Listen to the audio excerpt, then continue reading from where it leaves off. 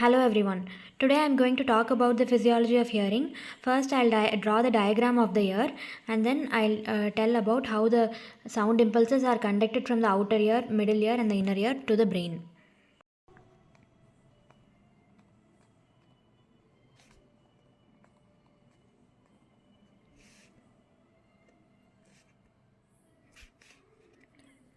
So first I'm going to draw the pinna.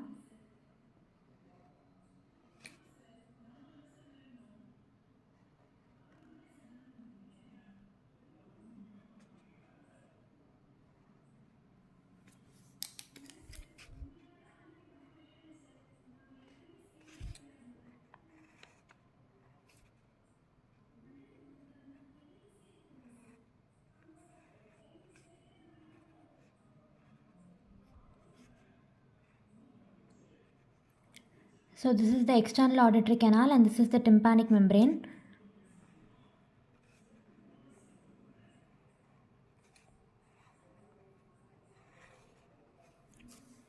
Now I'm going to draw the middle ear.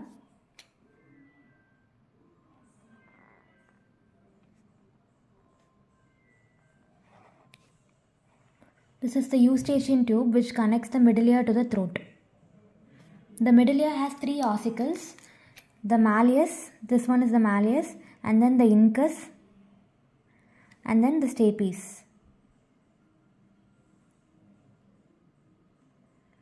The stapes is connected to the oval window.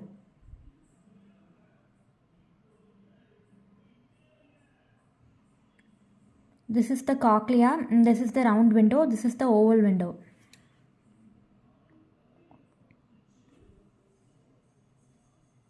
And then there are three semicircular canals.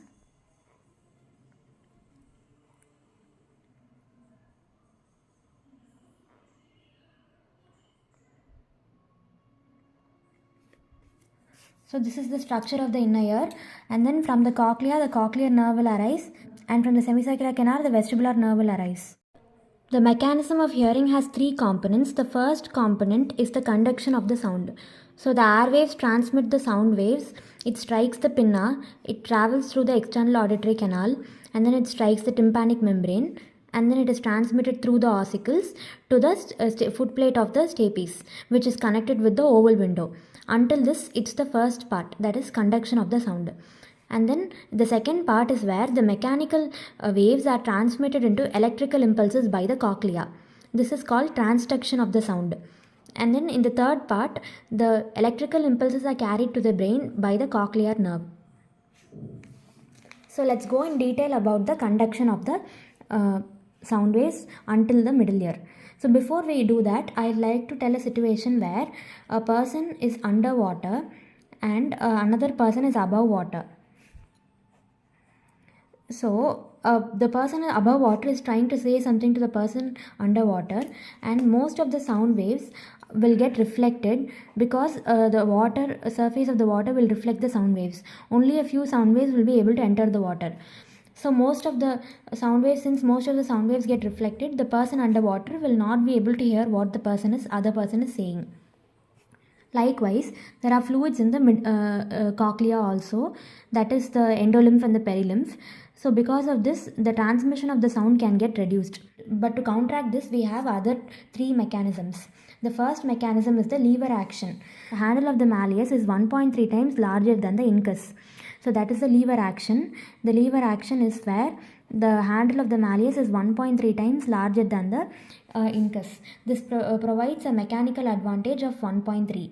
And then there is also one more mechanism where the tympanic membrane area is much larger than the stapes footplate area. So if we form a ratio between the area of the tympanic membrane and the stapes footplate, we will get a ratio of 21:1. But this is not the actual value because not all of the tympanic membrane is for vibrating. Only a few parts of the tympanic membrane will vibrate. So instead of 90 millimeter square of tympanic membrane vibrating, only 55 millimeter square is vibrating. Because of this ratio is reduced to 14:1.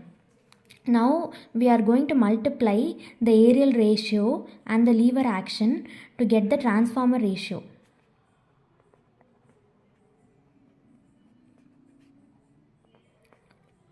Now this ratio is 18:1.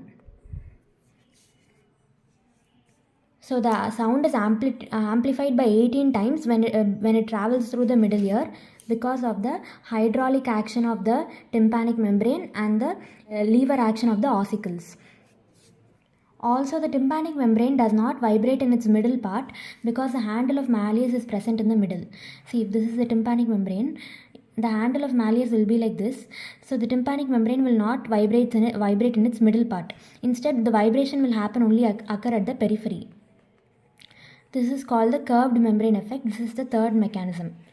So using these three mechanisms, the sound waves are amplified so that they can counteract the fluids in the cochlear membrane. Now let me draw the structure of the cochlea.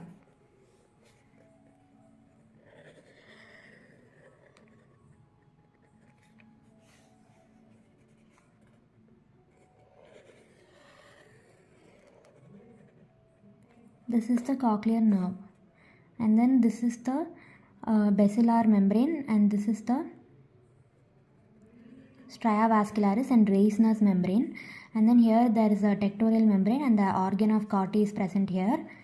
So what happens now is, here there is the oval window and footplate of stapes is attached to the oval window, right? And then here there is the round window. So what happens is, the sound waves are conducted through the malleus, incus and stapes. So this is how it's there. This is the incus and then this is the malleus, and here the tympanic membrane will be there.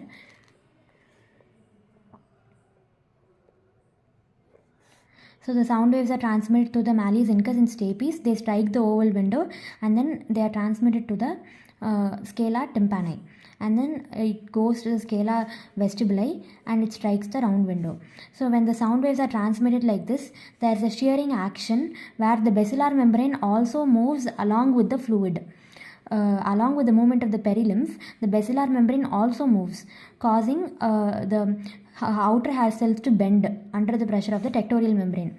So if the outer hair cells were initially like this, they bent like this when the basilar membrane moved this way. Because of the bending of the hair cells, it acts as a stimulus and produces electrical impulses, and these electrical impulses are carried by the spiral lamina.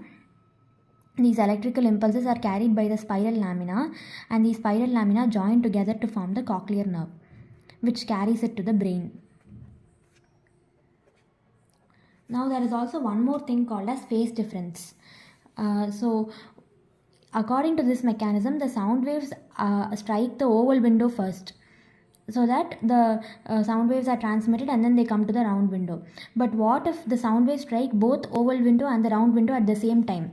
Then what will happen is, if oval window is here and round window is here, then this is oval window, this is round window, then both if the sound waves strike at the same time, then on both sides there will be movement of the perilymph, and they will both cancel each other in the midway. So sound waves cannot strike the round window and the oval window at the same time. This is handled by the malleus, incus and stapes. Because of the presence of the ossicles in the tympanic membrane, the sound waves hit the oval window first. Also, there is a cushion of air around the round window which prevents the sound waves from hitting the round window first. Now let's go to the last part, that is the conduction of the electrical impulses from the cochlear nerve to the brain. The hair cells get innervated by the spiral ganglion, and the spiral ganglion forms the cochlear nerve. The cochlear nerve transmits the electrical impulses to the ventral and dorsal cochlear nuclei in the spinal cord, and from there it goes to the superior olivary complex. From the superior olivary complex it goes to the lateral lemniscus, inferior colliculus, medial geniculate body, and then to the superior temporal gyrus, which is the auditory cortex. The Brodmann's area is 41. This is all about the nerve impulse transmission to the brain. I'd like to add one more point about the frequency localization in the cochlea. The higher frequencies stimulate the organ of Corti at the base. Like for example, 20,000 is the highest frequency and it stimulates the organ of Corti at the base. And the lower frequencies like 100 Hz stimulate the organ of Corti at the apex of the cochlea. Thank you for watching this video. If you like this video, please like, share, subscribe and comment on it. And if you have any doubts, please put it down in the comments. Thank you.